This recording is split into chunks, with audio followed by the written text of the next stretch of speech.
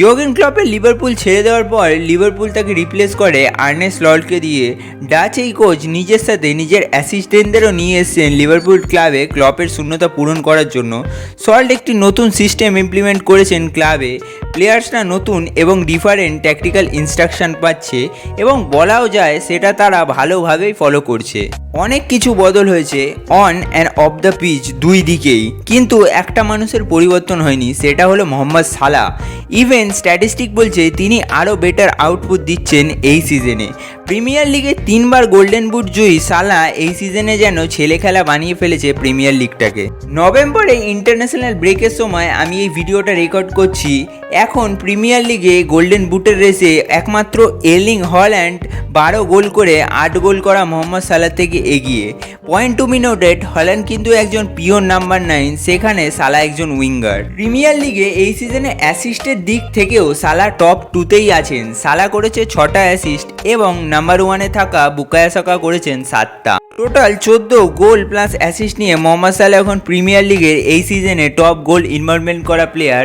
শুধু তাই নয়, জনপ্রিয় রেটিং প্ল্যাটফর্মগুলোতে প্রিমিয়ার লিগের 11 ম্যাচের পরেও মোহাম্মদ সালাহর গড়ে 8-এর ওপর রেটিং আছে। 32 বছরের ইজিপশিয়ান এই মোহাম্মদ সালাহ যা করছেন সেটা এক কথা আনবিলিভেবল। রিসেন্টলি অ্যাস্টন ভিলার বিরুদ্ধে তার অ্যাসিস্টার পর প্রিমিয়ার লিগের টোটাল 75টা অ্যাসিস্ট হয়ে গেল তার।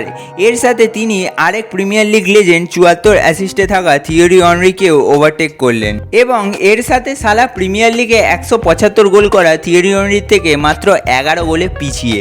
এই যা ফর্ম আছে সালাহর এই সিজনে, তিনি যদি এই রেকর্ডগুলো ব্রেক করে দেন তাহলে অবাক হওয়ার মতো কিছুই নেই।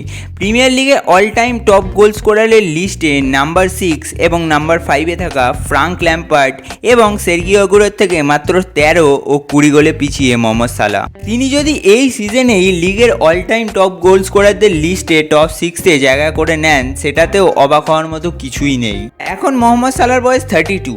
তিনি আগের 7টা সিজন ধরে বিশ্বের অন্যতম ফিজিক্যালি ডিমান্ডিং কোচ ইয়র্গেন ক্লপের জন্য লিগ হোক কিংবা অন্য যে কোনো কম্পিটিশন অনেক হাই ইন্টেন্সিটি দিয়ে ফুটবল খেলেছেন। আগের সিজনে তার মেজর ইনজুরিটার পর তিনি যখন ফিরে আসেন তাকে সেরমভাবে জ্বলে উঠতে দেখিনি আমরা। অনেকেই ভেবেছিল পুরনো সালাহ হয়তো ফুরিয়ে গেছেন, কিন্তু বাস্তবে তা হয়নি। এই সিজনে মোহাম্মদ সালাহ নতুন করে এবং আরও রুথলেস হয়ে তা প্রমাণ করেছেন। সালাহকে নতুন কোচের আন্ডারে নতুন রোল জানতে হয়েছে, নিউ ট্যাকটিক্যাল ইনফরমেশন ফলো করতে হয়েছে এবং বলা যায় তিনি পুরোপুরি ফিটও হয়ে গেছেন আর্নে স্লটের সিস্টেমে। বাট এত কিছুর পরেও লিভারপুল তাকে এখনও নতুন কন্ট্রাক্ট সাইন করায়নি। ক্লাবের সাথে তার কারেন্টলি চুক্তিটা শেষ হবে এই সিজনের শেষে। সালাহ একজন প্রিমিয়ার লিগ লেজেন্ড, একজন লিভারপুল লেজেন্ড। তিনি ক্লাবের হয়ে সব কিছুই জিতেছেন, নতুন করে নিজেকে প্রমাণ করার কিছুই নেই। তিনি যেটা করছেন সেটা একদম তার ন্যাচারাল ফুটবল এবিলিটি। এই 2024-25 ক্যাম্পেইনটা শেষে সালাহর বয়স হবে 33। জানা নেই পরের সিজনে তিনি লিভারপুলে থাকবেন কিনা, তবে সালাহ নামটা হয়তো বারবার নেওয়া হবে, সেটা প্রিমিয়ার লিগের বেস্ট অ্যাটাকারদের কথা হোক কিংবা লিভারপুলের বেস্ট অ্যাটাকারদের কথা হোকই না কেন।